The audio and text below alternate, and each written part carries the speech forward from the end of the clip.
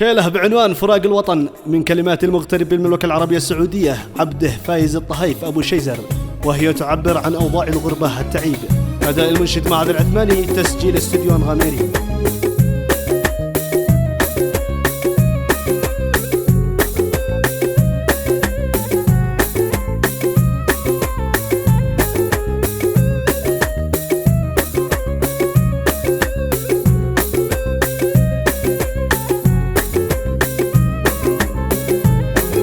يالله ادعيك من قلبي ومن طيب خاطر يا عظيم الرجا يا فرد واحد وديان.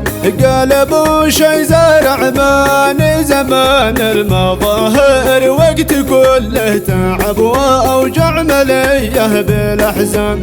ضيقت حالي الغربة وحال المهاجر من يفارق بلاده والوطن عاش تعبان.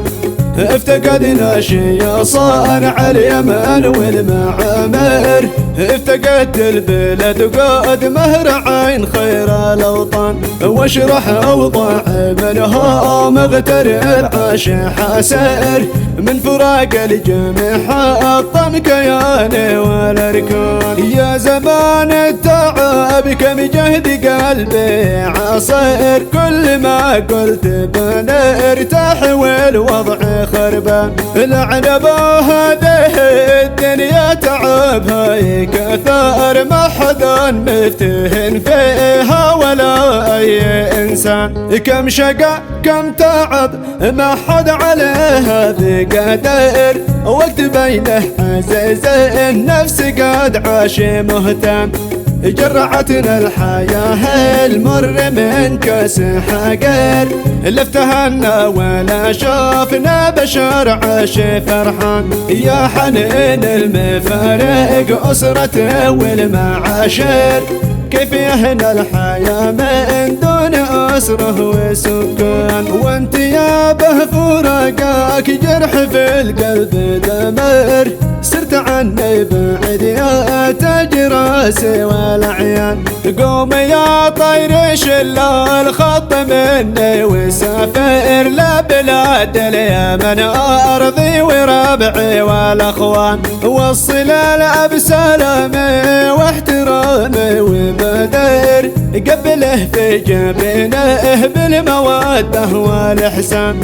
وسلام الأخوات ديهم زيد وماهر، هم سلاحي ودرعي والسند طول الأزمان. والسلام لأخواتي حلمي ومحمد بشير، هم ضماري وراسي المال وعز الأخوان. قول لهم بنظل صف واحد نكسر، رافع الراسنا في كل قمة ووديان. بلغ الوالده مني سلامي وغدر، عند الأصحاب وصلهم تحية بقفان. مثل عباس أبو ناصر فهو قرن عصر، بتسلم عليه أخ غالب الأثمان.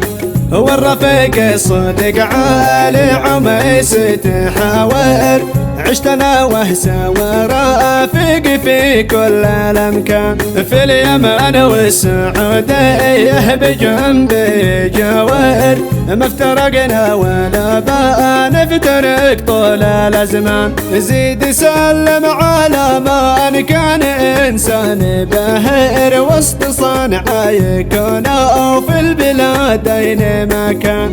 عم أو خال منه جد يا طير بدر، في سلامي صلى أهل الشهامة بميزان. لكن العم ده شوم أو كان فتر، كله الوقت عيرة وهو وافي وخوان. من يحب المشاكل يعتبر شخص قصير، لا يقدر الأخ أو كان صاحب وفي بان.